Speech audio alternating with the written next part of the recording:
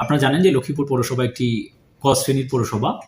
সেই হিসেবে সম্প্রতিকালে পরিবর্তিত পরিস্থিতির কারণে লক্ষ্মীপুর পৌরসভায় প্রশাসক নিয়োগ হয়েছে। আমরা সেই ধারাবাহিকতায় প্রশাসকের দায়িত্ব গ্রহণ করি। আমি উপপরিচালক হিসেবে লক্ষ্মীপুর পৌরসভার প্রশাসকের দায়িত্ব গ্রহণ করি এবং দায়িত্ব গ্রহণের পরে আমি যেটা দেখতে পাই, লক্ষ্মীপুর পৌরসভার 26,83,00,000 টাকার মতো ঋণ আছে বিভিন্ন প্রতিষ্ঠান বা বিভিন্ন ব্যক্তি বিশেষের কাছে।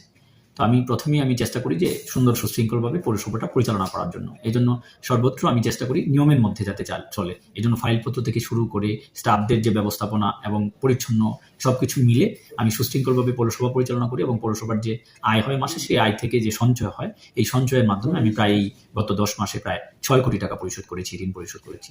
তার পাশাপাশি লক্ষ্মীপুর পৌরসভার যে স্থানে ছিল, আপনারা নিশ্চয়ই জানেন, উত্তর তেমোহনীতে একটি ভাড়া ভবনে, এবং এটি আসলে পরিবেশটা একান্তই একটি দপ্তরের পরিবেশ না, খুবই অকওয়ার্ড একটা পরিবেশ ছিল। তো এটি আমাকে পীড়া দিয়েছে। আমি একটি প্রজেক্ট নিয়েছি পৌরসভার নিজস্ব অর্থায়ন, যেটা রাজস্ব তহবিল থেকে।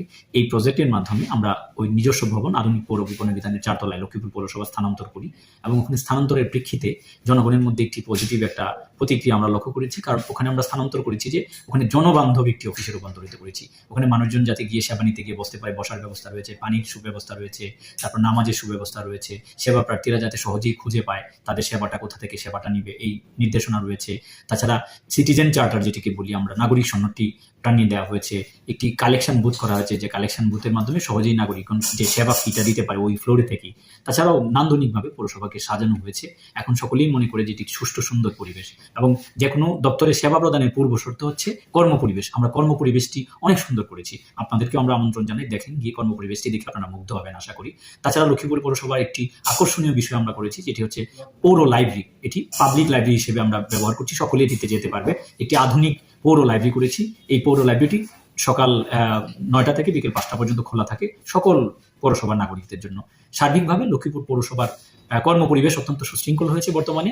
পাশাপাশি যারা কর্মচারী আছে তাদের মধ্যেও বিভিন্ন মানসিকতার পরিবর্তন হয়েছে। আর লক্ষ্মীপুর পৌরসভার যারা রিটায়ারমেন্টে গিয়েছিল, এরকম 26 জন স্টাফের প্রায় 6 কোটি টাকার মতো বকেয়া ছিল। এই বকেয়াটিরও প্রায় 2.5 কোটি টাকা আমি বকেয়া পরিশোধ করেছি।